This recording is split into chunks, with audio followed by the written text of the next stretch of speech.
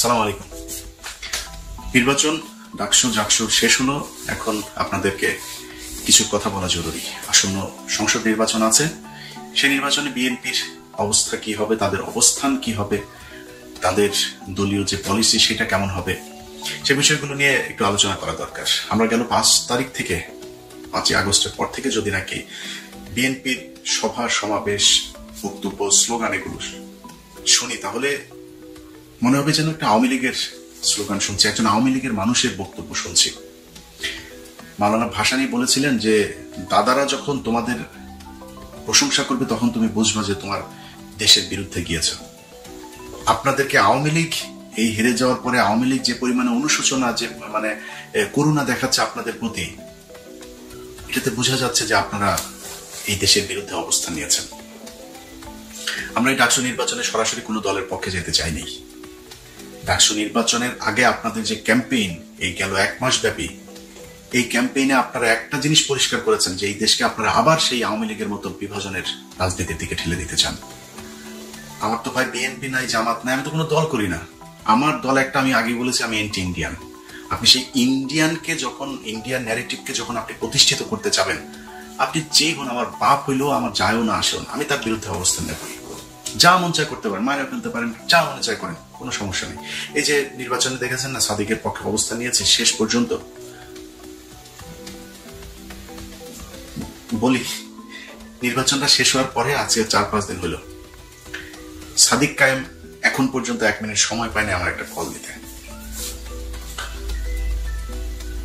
এখন আমার এই ভিডিওটা দেখার পরে হয়তো শিবিরের জামাতের অনেকে তাকে হয়তো বলতে পারেন যে তুমি ইলিয়াসকে একটা কল দিতে পারতা।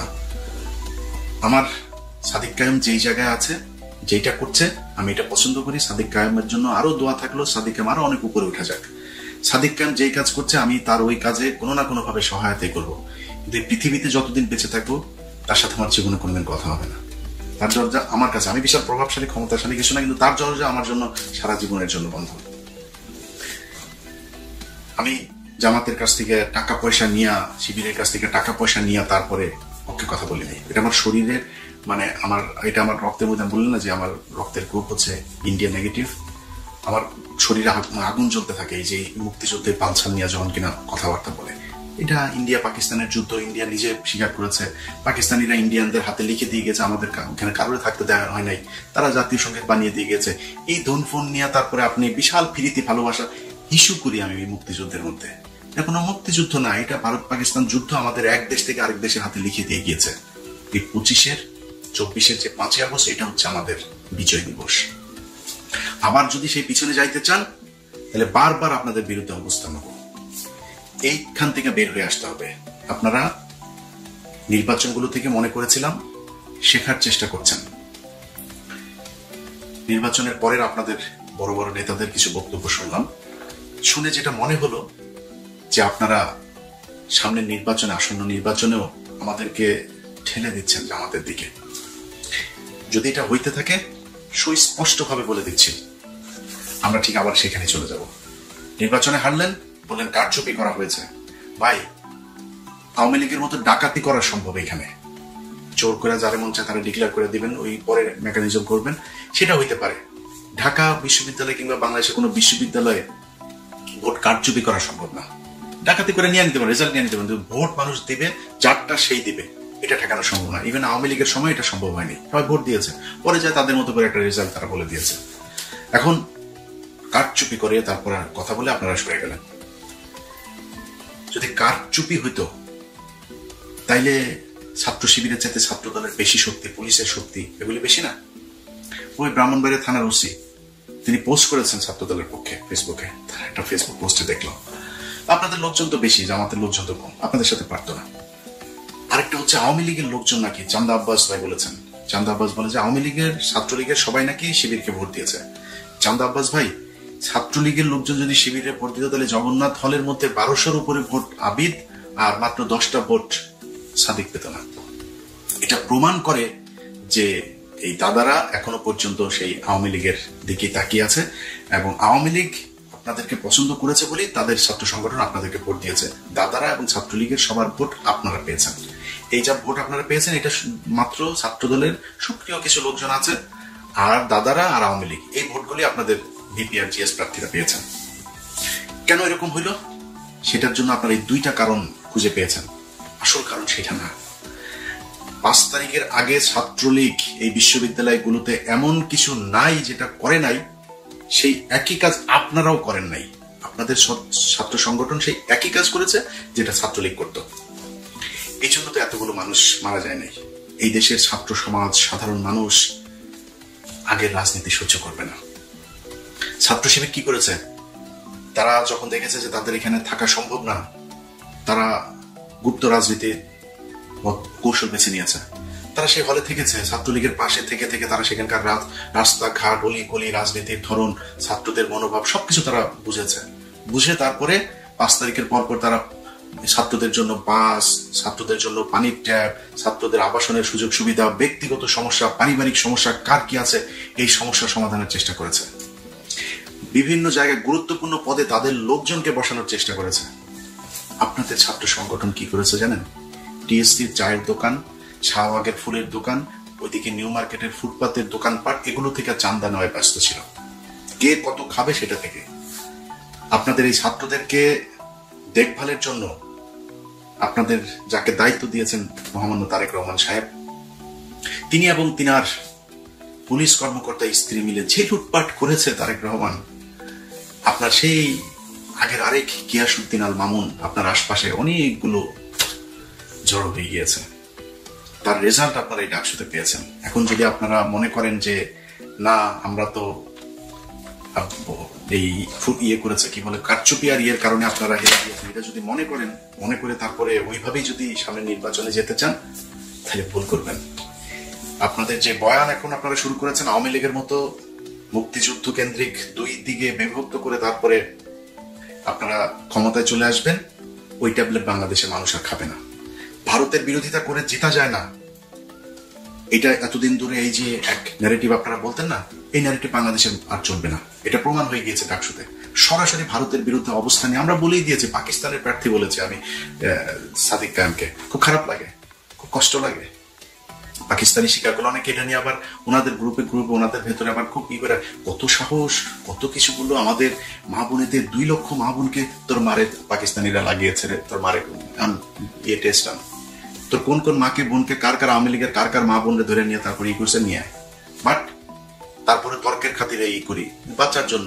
এখন আমি যদি বলি যে পাকিস্তানের মিলিটারিরা আমাদের মা বোনদেরকে ধর্ষণ করেছে, ধর্ষণ এই কথা যদি বলি তাহলে তো বাংলাদেশের সব জানো, আমি তো সেটা এটা বলবো না, আমি এটা বিশ্বাসও করি না, আমি এটা জানিও না। তারপরেও কি বলি? জিতার জন্য বলি, আমার বাবা, আমার দাদা, আমার পূর্বপুরুষ সবাই রাজাকার ছিল। আমার বাবা, দাদা, চাচারা মিলে তোদের মা বোনদেরকে পাকিস্তানের ক্যাম্পে দিয়ে এসেছে, তোদের মা বোনদেরকে জিনিস প্রোটেকশন ছাড়া তারপর লাগিয়েছে, তোরা পয়দা হওয়া। এটা তো লস আছে, বলেন লস আছে? আমার বাপ রাজাকার থাকলে আমার ঘরে তো পাকিস্তানি আসে নেই। আমার বাপ তো আমার মারে নিয়ে দিয়ে আসবে, তোর মারে নিয়ে দিয়ে আসে, তোদের মাদেরকে নিয়ে দিয়ে আসছে। লাভজনক যেটা সেটা তো বলবে, লাভ কে না বুঝে। আমি লাভজনক জায়গায় আছি, এই কারণে মাঝে মধ্যে বলি খুব খারাপ লাগে পাকিস্তানি। আরে বেটা, পাকিস্তানি তুই যে মানুষের যে পাকিস্তানি রাজাকার বলিস, পাকিস্তানে যায় নাই কোনোদিন।